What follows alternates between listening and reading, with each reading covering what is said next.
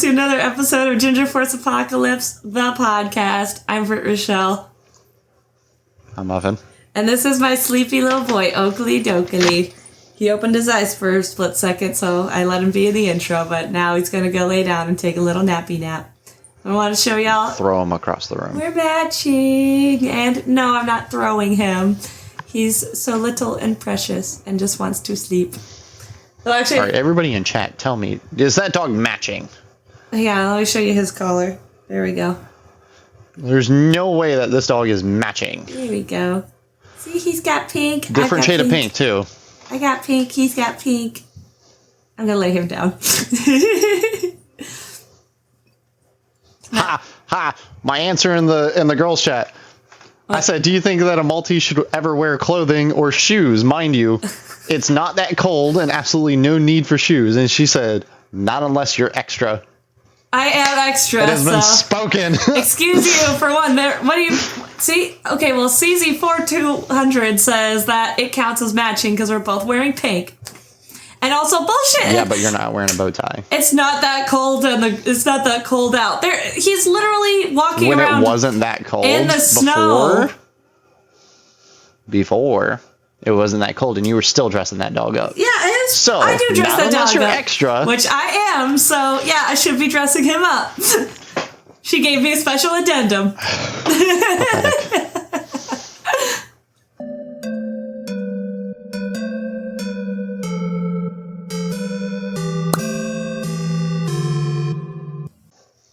Okay, so now that that's settled, let's talk about where the last couple days of January now. What have we been doing gaming-wise? Muffin Sincere.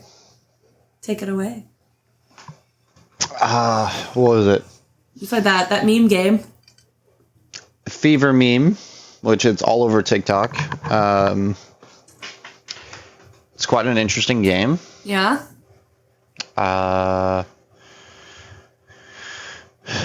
What else have I played?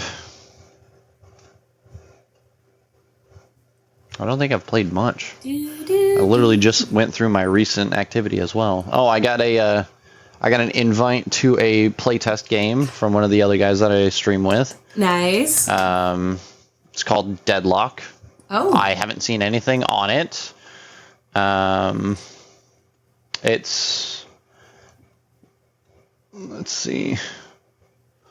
It's in early development. It's to be announced for release. I don't know if I'm allowed to stream it. You should check in. That'd be cool. There is absolutely no information about the game. It is a multiplayer game in early development. That is literally all of the information that it has. So it could be anything. Oh, yeah. It could be literally anything. It's 33 gigs, so I just went ahead and got that. Nice. Into the Radius 2, played that. Haven't really done much else, to be quite honest. Working way too much. Tracks. Did you decide if you're going to take the new job or not? I went to email the lady. Yeah. With some extra questions, and she never emailed me back. Oh, that's a shame. So I'm assuming they went with other applicants. Well, I'd still call just to double check. Calling tends to be more direct than email, because emails get lost in the shuffle. She's never there when I call. Oh, I don't know what to tell you, man. So. Don't shoot the messenger. I'm just trying to help. Let's see. For my gaming, I'm just about to beat, I think, Tomb Raider, the new one. I still don't know how I feel about it. Like, I've had fun with it, but as a game, I'm still, it's odd. And the story, I don't know what they're doing with Lara's character. As it's a prequel series, obviously. It's before she is the Tomb Raider in the original series. Original Cone Boob run, I guess. I'd raid her tomb. I know you would. So would I. Let's see. Yesterday I started some new hardcore characters. I almost died twice, which is not good, because I don't know if you know this, but if you're playing a hardcore WoW, there's no walk of shame when you die. You just die and you don't get to come back. You have to make a new character, start over. No, the one, it was my rogue quest. I was like, oh, it's a rogue quest. You guys don't need to help me. And even though I was the same level as this NPC, he almost got me, which was really upsetting. And then it was me and 2 other people, and we were fighting Maggot Eye, this null thing out in the Brill area in the Undead region. And his minions not only respawn really quickly, but he himself is, tough as hell. Oh yeah, all 3 times. And that was about when Oakley decided he was going to lose his shit and start barking at nothing, which was very distracting for everybody. And I was like, please, this is not the time. You know what I mean? Like, Oakley. It's always the time. It's not the time for him to go ballistic when we are getting mobbed and no one has AoE. I think M's character, Zalafta, she's a priest, so she'll be getting some AoE at some point, but you know what I mean? She doesn't have it yet. So area of effect? Yeah, that's what I'm saying. AoE, area of effect. She doesn't, we none of us had any, and none of us are healed. Well, actually, I think, again, she can heal, but anyways, I digress. So yeah, we're doing all that. We're, questing about. Oh, today's Thursday. I think we've got a couple options on things we could play. I did just get that Destiny bundle that you told me about, so we could always play that. See, Saturday, I don't think I played... What did I do on Saturday? I don't think I played The Sims. What did I do? No, I canceled my stream on Saturday, so I didn't stream then. I did play more Chain of Memories, which... almost... Playing Chain of Memories feels like beating my head against a brick wall. It really does. I have such a love-hate relationship with that game because the card mechanics are so frustrating that when you get them and they work, you can cut through that game like it's nothing, hot knife through butter. Even I'm on proud mode, which is the second hardest difficulty. The actual hardest difficulty is critical, but I play on proud. So it's basically the hard mode, and then critical is extra hard. But man, when it doesn't work, it is the most frustrating thing. Like, I just got this new Slight, which is just like a combo move. And if I combine 3 different attack cards, so the different attack cards are different keyblades, and if I combine 3 different attack cards and their value is 10 or higher, it's supposed to be this crazy, impressive Slight attack. But based off my rough calculations, it works like 2 out of 10 times that I tried it. And I don't know what's going wrong, what I'm doing wrong to make it not go off, or if it's just that internally inconsistent, and it's so frustrating. But I got through the main 5 first worlds. I got through, what was it, Monstro, Halloween Town, Olympus Coliseum, what was the other one? Alice in Wonderland. And there's one other. I don't remember. I don't know if I already said Monster of the Whale, but Monster of the Whale is one of them. And now I get to go through Winnie the Pooh, Atlantica, and like 2 others. So we'll see. The story itself is interesting. I'm not a fan of the gameplay. I don't like the card system. Just give me my Keyblade, give me my shot lock. I'm good to go. Though, so far as I could tell, I haven't played 3 yet, and please don't spoil it for me, any of you out in chat, but so far, Shot Lock only exists in Birth by Sleep, but man, was that power awesome. It's basically just like you press R1 and you can lock onto multiple different targets, and you just like zip out and just go beat them all up. It's great. Interesting. Yep. So you're beating people up. Yeah, that's what you do in Kingdom Hearts. It's the Keyblade, like, it's a game about friendship, but man, if you're a Heartless, you're getting your ass kicked. Interesting. Mm-hmm. Again, it's a good game. Makes me want to play it less. You should really, really try to play it. It's so fun. I know you probably wouldn't cry at it like I did. I've cried just about every Kingdom Hearts game I've beat except for Birth by Sleep, so I'm 2 for 3. But I sobbed after Kingdom Hearts 1. I cried. I weeped happy tears at Kingdom Hearts 2. And I beat Birth by Sleep, all 3 parts of it. And it got me in the heartstrings, but I didn't have a physical reaction to it. And I'll be surprised if I cry at Chain of Memories, except for just being happy that I'm done with that damn game.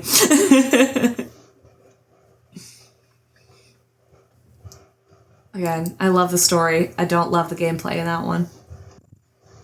Naminé's fucking with people's minds.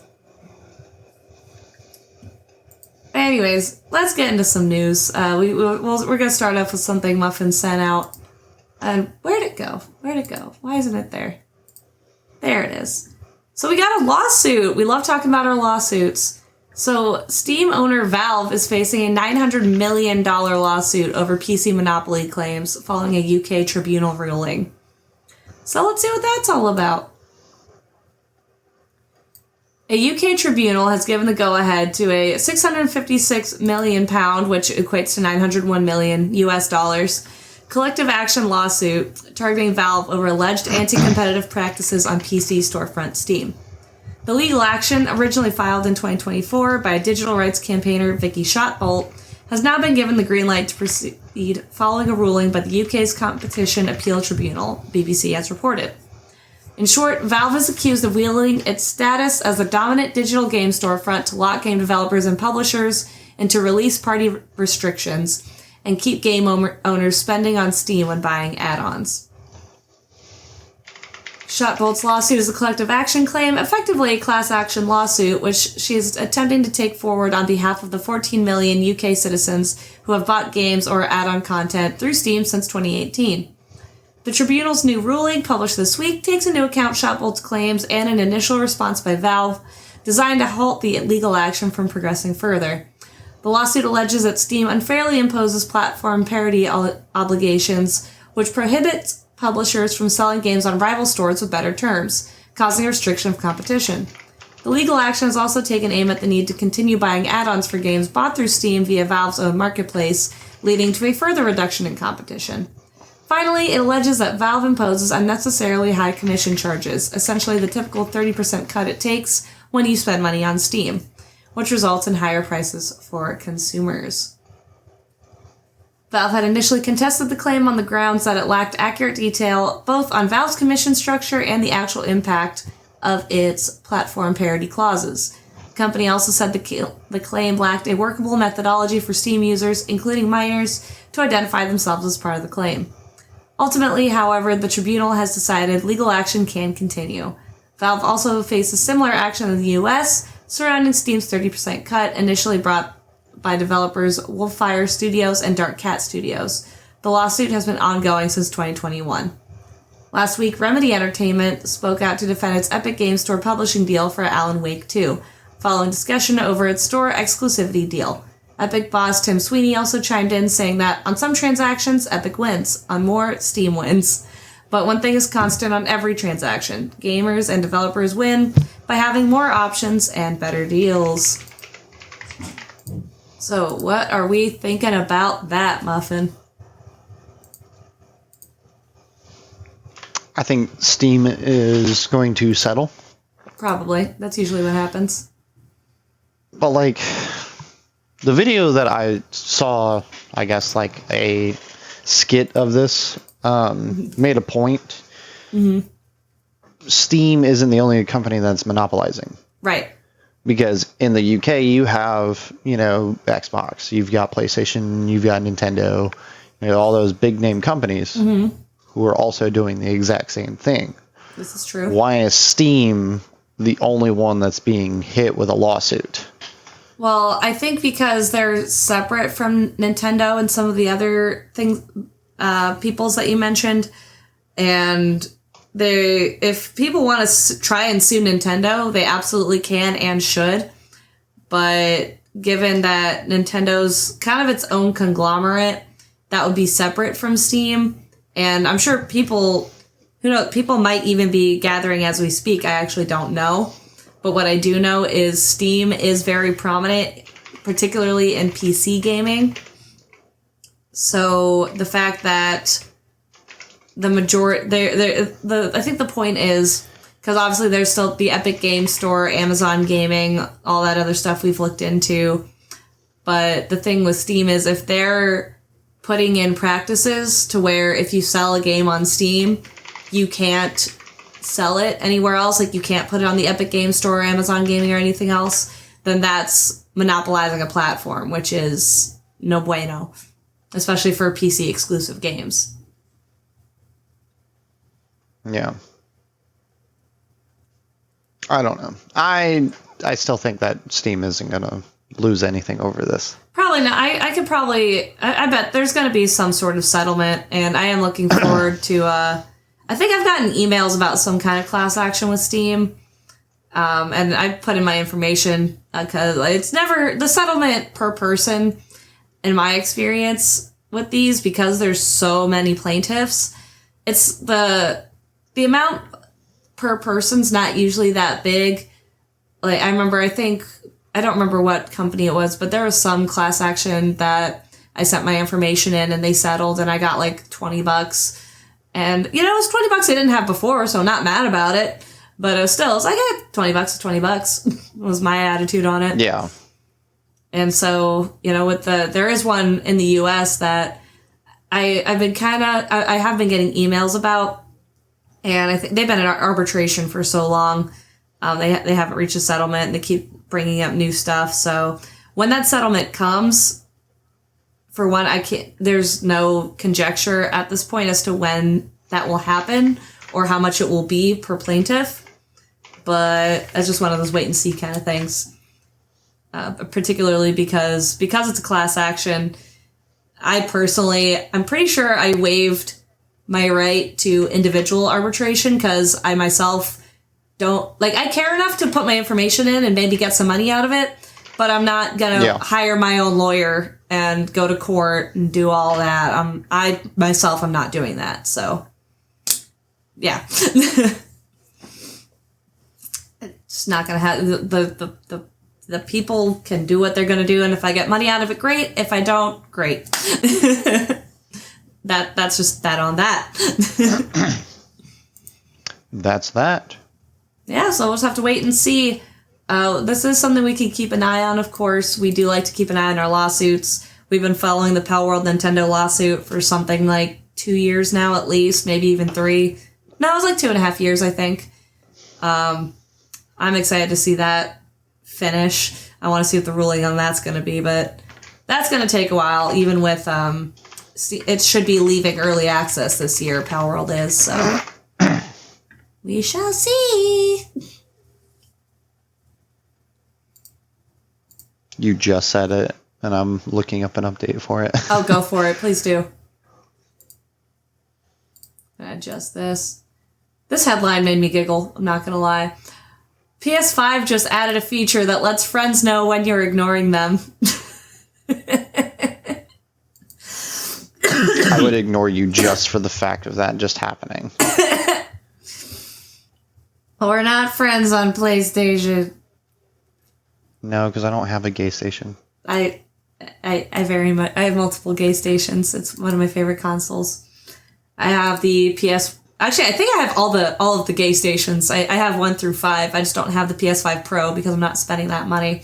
Oh yeah, Matt, let's look into this. Because you and I just became friends on PlayStation. Let's go. Sony has begun rolling out a brand new system software update for its flagship console, the PlayStation 5. The latest firmware update is the first to be released in 2026, but not only includes the usual stability and performance improvements for the PS5, but also a new feature that lets players turn on read receipts so that their friends are well aware when they're being ignored. Firmware version 26.01-12.60.00 is rolling out now worldwide, but Sony says not all users will be able to access the new read receipts feature straight away.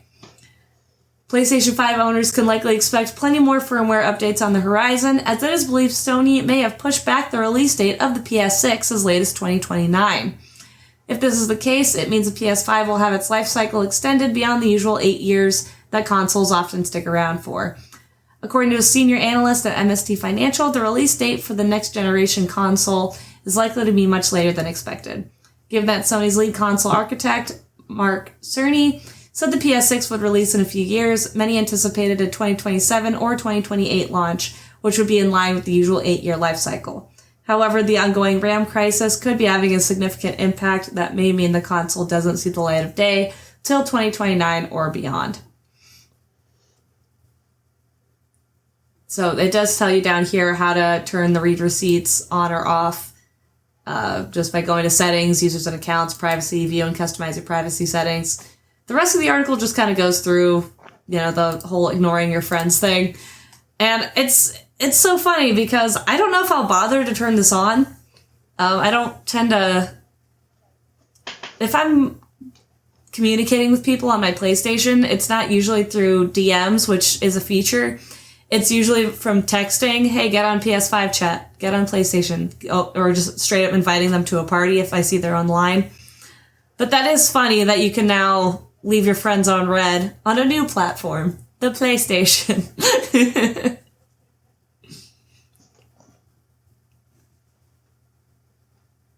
Actually, that is one thing I do like about the integration of Discord on Xbox, because it's just easy to keep track of, because I got Discord on my phone, I got it on my PC, and I got it on my Xbox. So if I don't see Muffins online, I go, yo, get online. Or, hey, where are you? Or just enter the chat where he's at and go, yo, I'm here.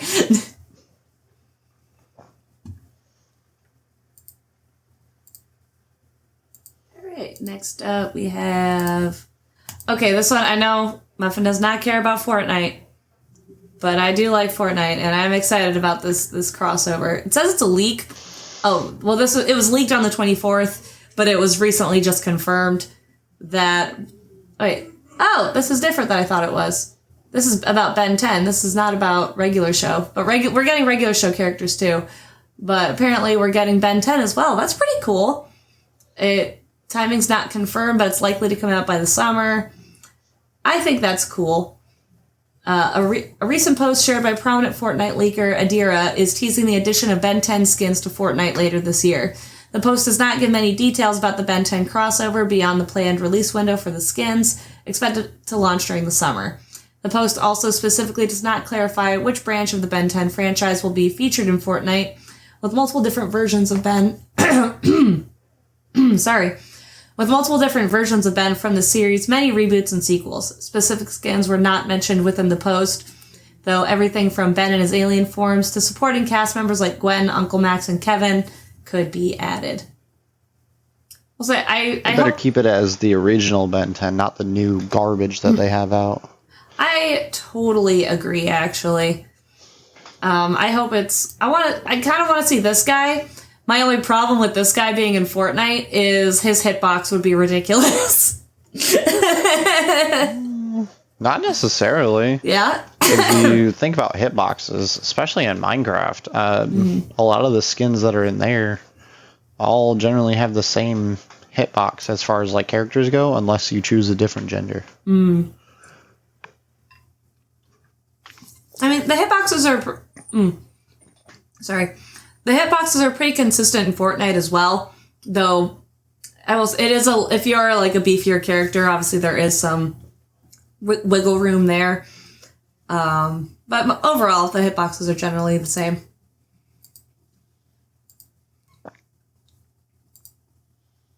Let's see.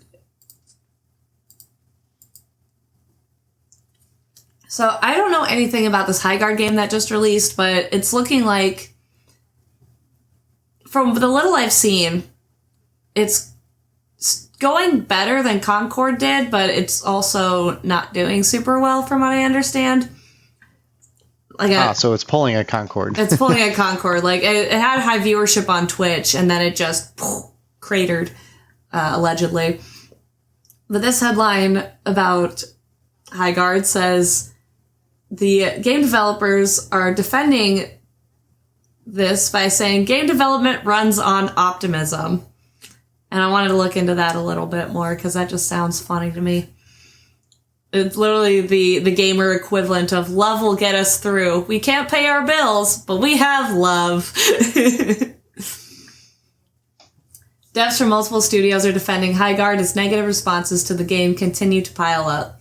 First announced at the Game Awards 2025, the hero shooter. Oh, it's another hero shooter. It is. Was it Concord also a hero shooter? Concord was just ass. The hero shooter has faced some remarkable ups and downs in its short life up to this point. Things may look a little shaky. It's free. Oh, okay. Well, I like free to play. Things may look a little shaky for Highguard at the moment, but it has at least spurred devs across the industry to tell players to give its studio a second chance. It's been a wild week for Wildlight Entertainment's debut title, and it's only been out for a handful of days. Within its first few hours, Highguard drew over 97,000 concurrent players. Nice. Yet its Steam reviews fell to overwhelmingly negative just as quickly. Yikes.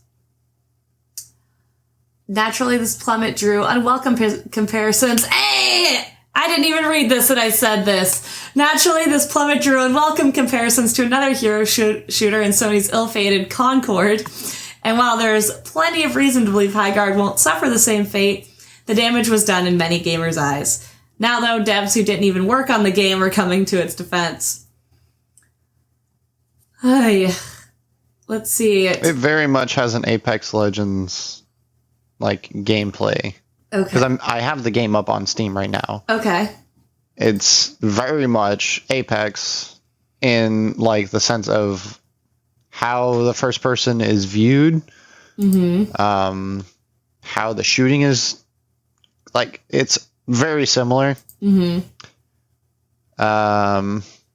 Apparently you need secure boot. What is secure boot? Secure boot and TPM 2.0 must be enabled to play this game. Steam has checked your system and one or both of these options appear to be disabled. Secure boot is like everyone's new form of like anti-cheat. Oh, okay. Because if you have secure boot on, it makes it harder for you to use like cheat menus and shit like that, because most of those are unverified and unpublished correctly, so it gets flagged as a virus. Right. Let's see. Very AFK had a lengthy thing to say. I just went ahead and opened up the Twitter post. I remember standing on stage at DICE, trying to see eye to eye with an executive audience who didn't or couldn't figure out what they should be making or even trying. It is funny in a way that the closer we all got to the audience, the further the industry got from understanding what it should be making. Caught in the crossfire of uncertainty are mistakes and the faces behind them. But while they aren't the cause of the mistakes, they are in fact the reason for any successes. It's easy to celebrate failure because there's security in feeling right, but I hope everyone finds enough to cling on to break that cycle of cynicism. Game development runs on optimism in contrast with economics. The optimism and enthusiasm disappears at the same rate as economics shrink, it's gonna get messy. Thankfully, there are hyper-engaged audiences and low-cost opportunities all over the place. It's just getting much harder to cut through the noise. Well, that was that. And let's see, as news of Highguard's player count dropping by 80%. That's a lot. Let's see, how many people are in it currently? Yeah, let's look into that. It says devs from other studios criticize how much people have focused on the negative. Remedy Entertainment communications director Thomas Pua questioned if media outlets were celebrating Highguard's poor performance and just putting out negative headlines for the sake of it. Baldur's Gate 3 publishing director Michael Dowse quote tweeted the statement, okay, that's what I just read, and added that game development runs on optimism, not strictly economics. According to Dowse, the celebration of failure makes it hard for studios to really understand what players want and stand in the way of creativity. Perhaps more importantly, cynicism can drain devs' enthusiasm, which isn't good for the industry or games themselves. And that's the thing, when you bring, like, suits into it, that's when it can get dicey, so to speak, because the suits, a lot of them, just want to make their money.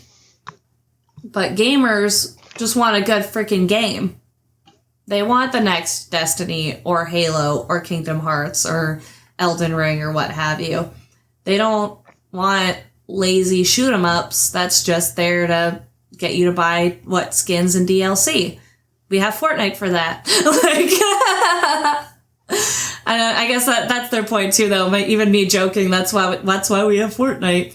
Because of the popularity of games like Apex Legends and Fortnite, I guess it is harder. There's such monsters in gaming right now. It's hard to cut past them and be like, our game's fun too. Give us a shot. You know what I mean?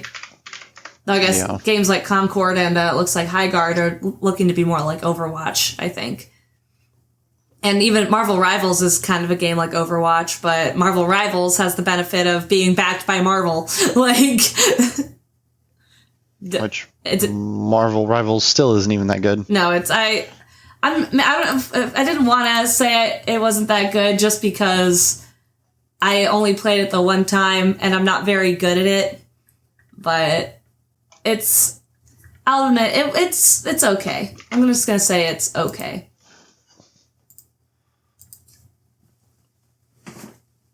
So currently there is 6,000 people in game. I don't know if y'all remember what I just said, but for those of you just popping in or who maybe missed it, he said 6,000 people as of this recording and as of right now are currently playing the game. When the game launched, it had 97,000. And for those of you who might be bad at math, 6,000 is a lot less than 97,000. So at release, 97,249 players, right? Right. And then by the same day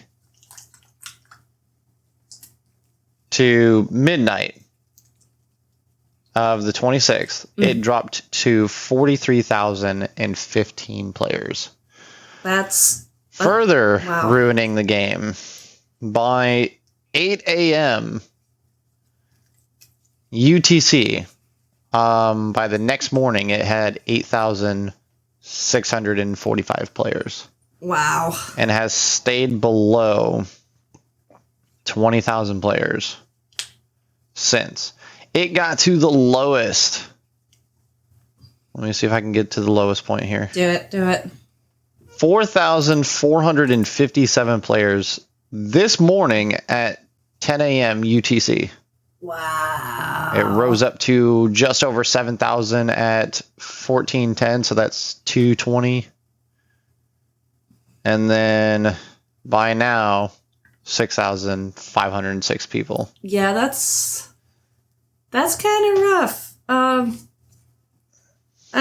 all for people touching grass and, doing... You know what they're playing instead, Brittany. Yeah, there is no touching grass in this situation. I know. They're playing Overwatch, they're playing Marvel Rivals, they're playing Fortnite. They're not even playing Overwatch, they're playing Arc Raiders. Arc Raiders, right, that's the big one right now. Yeah, Let's see, let's go back to Steam DB. Yep. Currently, Arc Raiders is number 3 in the most played game right now. Oh, wow. And players right now, 246,000. Dota 2, which I still have yet to even touch that, is in second at 687,000. Uh-huh.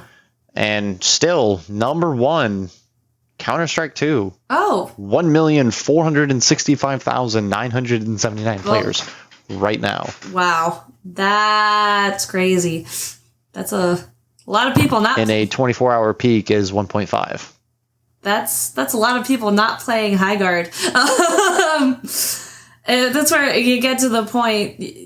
I get they want us players, which I haven't played it, so I'm not in that camp, but they want us to give it another chance. The article closes by saying, for now, the future of Highguard is uncertain, but Wildlight Entertainment has been responsive amid the feedback. The game is already receiving updates, and Wildlight, the studio, has unveiled an ambitious Highguard content roadmap for the coming year. There's a chance this effort and attention to fan comments could help the game and studio behind it bounce back. Pleas from other devs to extend Wildlight a bit of grace may convince some players to give another chance down the road, too. If and how the larger conversation about criticism and negativity may affect anything remains equally unclear, but if nothing else, the Highguard has certainly got people talking. Now, what do you think, Muffin, about this guy's whole statement about enthusiasm and optimism in gaming?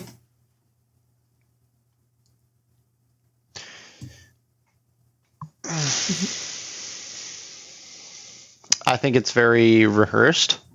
Yeah, would not be surprised if ChatGPT wrote it. I mean, if you look at some of the comments on Highguard, Okay. right? Yeah. I will go back to the game itself, and I'll pull up Yeah, go for it. the most recent review, which was guy posted in the past day. He had just over 3 hours on the game. Okay. And within the first paragraph, I really didn't want to dislike this game, genuinely had hopes for it. After a few hours of playtime, it feels like the game could really benefit from some honest, constructive criticism. Oh, okay. Very clear that the developers took inspiration from multiple live service games, Rainbow Six, Valorant, Dota, and Apex. Tried to merge those ideas into a single experience. Unfortunately, instead of those feeling innovative, the result currently feels like a collection of familiar mechanics stitched together, Ooh. often in a weaker or less polished way. The only way to combine all of these ideas the way the game currently does is to end up doing them all poorly. Ooh. That's not good. We were promised a new genre of competitive gaming, but in its current state, it doesn't feel new at all. More like a knockoff of games we already know and have played extensively. Yikes. I don't disagree. Like, the first thing that I said watching the launch trailer for the game on Steam, it looks like Apex. Ooh, yeah. It's not supposed to. There's absolutely no, thought put behind it. Right. You know? And that's the difference between that and a game like Power World, which I know that was the big headlines that kind of probably, garnered Nintendo's attention was, oh, it's Pokemon with guns. But I remember even, Muffin, you early on were like, no, it's not. Stop saying that because it doesn't even look like Pokemon, for one, and it doesn't run like Pokemon. So that's the thing with Power World is it's its own game. And that's why, apart from the Nintendo controversy, I still think, even if they didn't have that Nintendo controversy behind it, it still would have been, and still is going to be, an amazing release. I think people really still like Power World. It's a fun game. I think Power World would be closer to Digimon than anything. Yeah. Because Digimon was first. Mm-hmm. Pokemon got their inspiration from Digimon. Mm-hmm. So really, who's copying who? Exactly. That's why the whole lawsuit is stupid. But what I guess the point I'm getting at with bringing up the Power World thing is even bring up Digimon. Digimon and Pokemon and Power World are 3 distinct games. One does not really feel like the other. Whereas it seems like with the response to Highguard is, I've not only played this before, but I've played games like this that are better. Which is not what you want when you're playing a video game.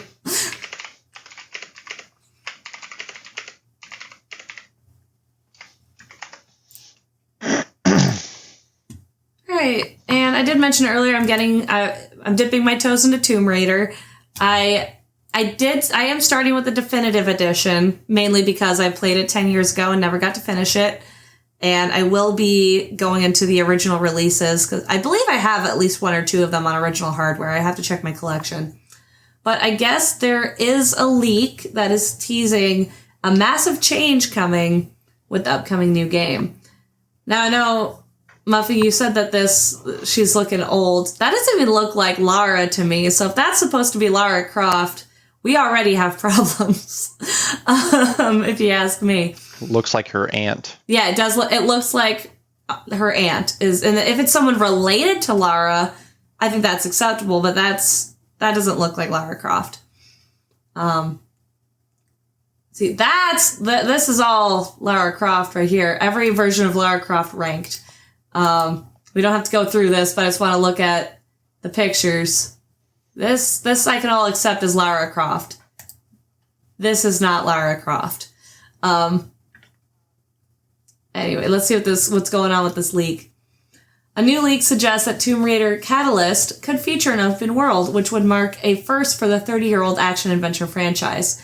The past Tomb Raider games have featured large open-ended areas that players can explore, such as the Definitive Edition. There's a lot to explore and find in that game. None have featured a fully fledged, seamless open world. Following a few soft announcements in the years prior, Tomb Raider Catalyst was officially revealed in full at the Game Awards 2025, where it appeared alongside Tomb Raider Legacy of Atlantis. While Legacy of Atlantis will be a reimagining of the original 1996 Tomb Raider Catalyst will be a completely new entry in the franchise. Tomb Raider Legacy of Atlantis is set to release sometime this year, with Catalyst set for launch currently in 2027. The shot alone this is the screenshot from Twitter. This shot alone already suggests Tomb Raider Catalyst is fully open world. As I previously reported, snowy mountains, jungles, and deserts coexist. They're all visible on the horizon with landmarks. This reads as a simple continuous map, not isolated regions. What do you think? He posits. Okay, that is supposed to be Lara Croft, but it doesn't look like Lara Croft. Yeah. Look at that. Who is that? It's not her. It's not Lara. Anyway, on January 28th, 2026. Yep, okay, that's literally what I just read. Of course, all leaks and rumors should always be taken with a heavy pinch of salt, but this Tomb Raider Catalyst open world theory does seem plausible at the very least. In a Games Radar Plus interview with Scott Amos, following the game's reveal in December 2025, the Crystal Dynamics studio head said that Catalyst is the largest Tomb Raider that we've made to date. While this is a very broad statement that could mean a whole swath of different things, an open world would be a surefire way to make Tomb Raider Catalyst the largest entry that Crystal Dynamics has ever worked on. I'm not sure how an open world Tomb Raider would work.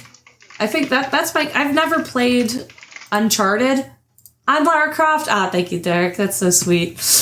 But, here's my thing. That's kind of my concern. I kind of want to play Uncharted before making this comparison, but I'm just going to go ahead and say that my concern about the Definitive Edition that I'm currently playing that came out 13 years ago was just trying too hard to be Uncharted, which is ironic seeing as Uncharted, in my opinion, is just trying to be Tomb Raider with a male protagonist. But again, I don't know what I'm talking about. I haven't played Uncharted yet. I'll add it to my ever-expanding list of games. But, I don't know. What do you guys think about all this? Let us know on our socials or in the chat. You got any other thoughts before I move on, Muffin Sincere? Mm-mm. Sorry, I'm going to say one more thing about her face. I don't like, as weird as it sounds, and people are always make fun of the whole, oh, you should smile more. You should, girls, you'd be prettier if you smiled. She's not pretty. Like, she's pretty, but that weird base cheerfulness. Where's the edge to Lara? Where's the sharp features, not even a scowl, but some kind of ruffle of concern, of seriousness. I don't know. I don't love that face with that pose. I just don't think it's well done. And it's, again, I'll reiterate for the umpteenth time the last 3 minutes, not Lara Croft. It never was. Never was. It's like, are you referencing that Moon Man meme? I'm so glad that you caught on. See, I told you, I'm a meme connoisseur. No. Yes. No. Yes. No, you're not. Yes, I am. But Shut it's up. okay. I know my memes. You don't. Because there's so many references that I make on a daily basis and or even text messages, and you still have no fucking clue what I'm saying. I'm a little bit clueless. That is just, talk to any of if all my friends got together in a room, that's one of the things they would agree on, is how clueless I can be. But we're not going to focus too hard on that. Because we've got an announcement, sort of. Horror game fans need to keep an eye on Valentine's Day as Silent Hill 2 remake developer Bloober Team is teasing a big reveal for February. Bloober Team has just updated a website potentially teasing its next video game. Yeah, I need to, let me... I didn't want the chat to hear that, so I muted myself. They heard it anyways. No, you heard it.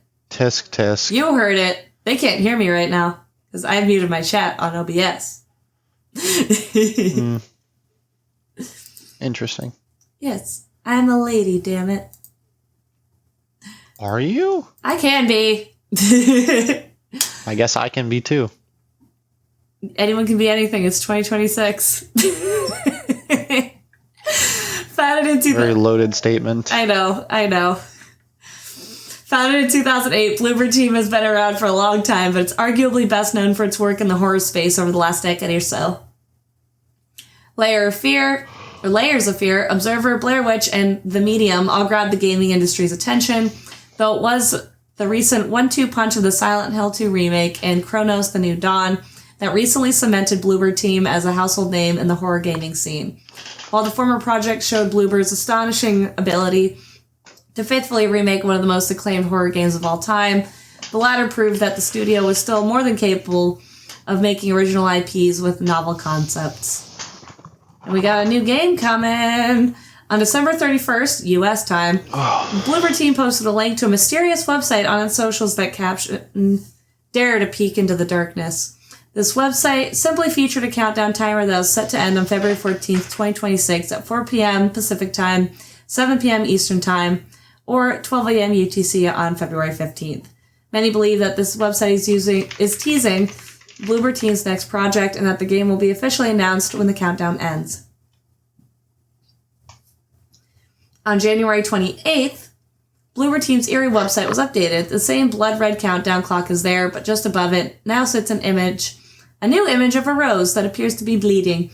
Underneath the rose is a new line of text that reads, "Some things never leave the walls, they only learn to wait." Ooh. Below that line of text is an icon of a play button that begins to bleed when the cursor hovers over it. Pressing the play button begins an unsettling audio clip that says the following. "Thou art sick, invisible, flies in the night. Howling storm has found out thy bed of crimson joy. Dark secret, thy life destroy." Delivered in a truly menacing tone that I myself obviously did not pull off, these lines come from a William Blake poem titled "The Sick Rose." While this poem may have just been chosen for its ominous wording, it could be a hint of the themes of Bloober Team's new game. Though The Sick Rose has many interpretations, many revolve around the themes of sexual desire, innocence, and destruction or death, all of which are prime subject matter for a horror game. Honestly, I'm not big on horror games. I'm gonna say it, but this does so far seem like my kind of game. I like ominous shit. I like psycho thrillers. But you were all about that Chronos game. Was I?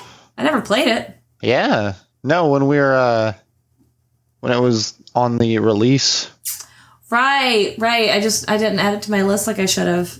I'm bad. I almost wonder how many games you've done that about. So many. It's a little bit ridiculous how many games I've done that on. It's $60. Woo! Maybe that's why I didn't do it. Let's see. Maybe if I can find it. G2A? Yeah, G2A. There we go. Chronos. Not Cruise. What? Where'd the N key go? Your mom. There you go. That helped.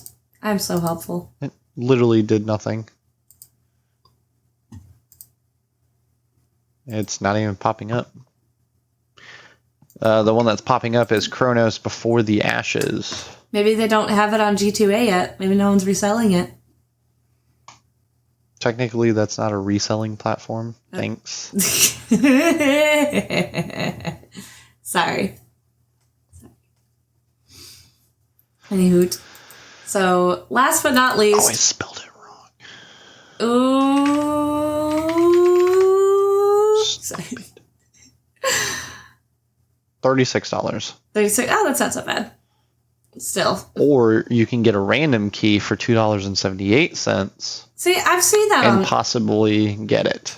I've seen that on there, and I'm intrigued by a random key, but watch, I do the 5 random keys at a time. No wonder you have every once in a while. No wonder you have so many games. Okay, but hear me out, right? Yeah. They're terrible games. Oh, great. I love a good bad game. I have delisted them, but I can find them. Okay.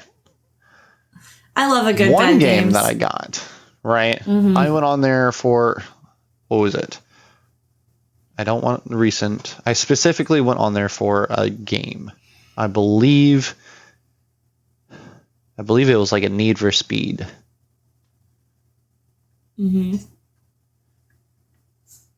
No, Ready or Not, because I bought it the same day that I got these other stupid games. Ready or Not, okay, I've told you about that game, right? Right. Then, before just buying the game key outright, I bought one of those random 5 game keys. And I'm going to tell you the exact 5 game keys that I got, and I apologize beforehand. Yeah. Okay, to the viewers in the TikTok stream. Okay. Hi, Danny Asha. So the 5 that I got. Are you ready, Brittany? I'm ready for this muffin. Hentai Cool Girls. Hentai Fantasy World. Hentai Police. Hex Slayer. And Hex Terminate. Really? Those were the 5 that I delisted after getting them. That's crazy. Never installed them. Never even touched them. I said, why would this be a thing? Why is this a thing? And then I got to the next one and I was like, who thinks of this? And then I get to Hex Slayer and I'm like, that's pretty fucking boring. Hex Terminate, mediocre. But never in my entire life would I sit here and go, you know what, Steam? Let me get a hentai game. Derek says you're It lucky. looks like a toddler put it together. No. No, Derek. Hentai Police. No. Terrible. You should be ashamed of yourself. God. Don't shame my viewers. Look. Now Donna's in here. Yasha. Fuck. What is her name? I forgot her name. I'm so sorry, and I worked with her. Oh, it's okay. She wants to be called Donayasha in the chat, so don't worry about it. That's why she's. I'll message you. You forgetful fuck. God, I'm so sorry, Donna. Yes. Don't worry, I got him up to speed. Hey, Mexican Guido. God, I feel terrible. He has a special muffin. We do have one last story to talk about. I'm a big Scott Pilgrim fan. I read most of the books. I haven't read all of them yet. I have to borrow them from a friend. And plus, I've got other things on my reading list that if we want to talk about the games I haven't played, the books I haven't read, oh my god, I've been terrible at reading pretty much since. I'm gonna get you one of those bookmarks. Bury me with my TBR. It's true. It's true. But yeah, so Scott Pilgrim X reveals release date, surprise fighters, and more. So it looks like we're getting a new Scott Pilgrim game. Scott Pilgrim X. We're getting another Scott Pilgrim game before GTA 6? Yeah, that's what it looks